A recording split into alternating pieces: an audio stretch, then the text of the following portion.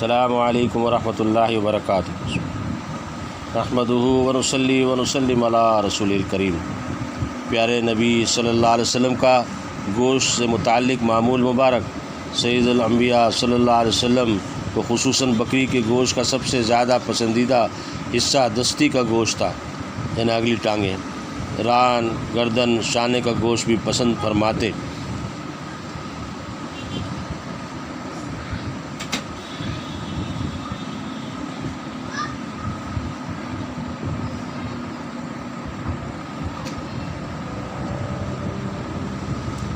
اس کے علاوہ آپ صلی اللہ علیہ وسلم نے گائے، مرغ، دمبا، بھیڑ، مچھلی، اونٹ، خرگوش، چکور، حواری، بعض نے کہا یہ بٹیر ہے، سرخاب اور پہاڑی بکرے کا گوشت بھی تناول فرمایا ہے۔ دل اور کلیجی بھی کھائی ہے۔ شوربے والا اور بھنا ہوا گوشت دونوں شوق سے کھاتے تھے۔ خشک گوشت چھری سے کاٹ کر بھی کھایا ہے۔ اکثر سالن کے نیچے کا بچا ہوا شوربہ پی لیتے تھے۔ بخاری شریف، ابو داؤد، شمائل کبریٰ، حصہ اول۔ فضیلت: نبی اکرم صلی اللہ علیہ وسلم نے فرمایا، دنیا اور جنت کے کھانوں کا سردار گوشت ہے اور پھر چاول۔ شرح مناوی۔ دوسری روایت میں گوشت بہترین سالن ہے اور سالنوں کا سردار ہے۔ ابن ماجہ۔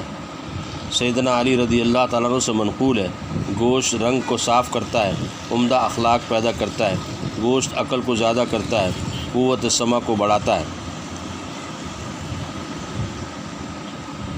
احتیاط میں لکھا ہے، گوشت کے استعمال میں میانہ روی اختیار کریں، لگاتار بھی نہ کھائیں، کافی وقفہ بھی نہ کریں۔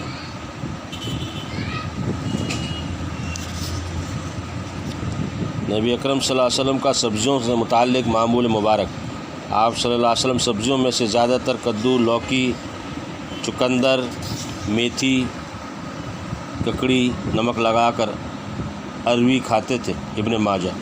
سیدنا واصلہ رضی اللہ تعالیٰ عنہ سے روایت ہے، آپ صلی اللہ علیہ وسلم نے فرمایا، تم پر لوکی لازم ہے، یہ دماغ کو قوی کرتی ہے۔ آپ صلی اللہ علیہ وسلم نے سیدہ عائشہ رضی اللہ تعالیٰ عنہا سے فرمایا، جب تم شوربہ پکاؤ تو لوکی زیادہ ڈالو، یہ غمگین دل کو طاقت پہنچاتی ہے۔ سیرت شامی۔ اللہ سبحانہ و تعالیٰ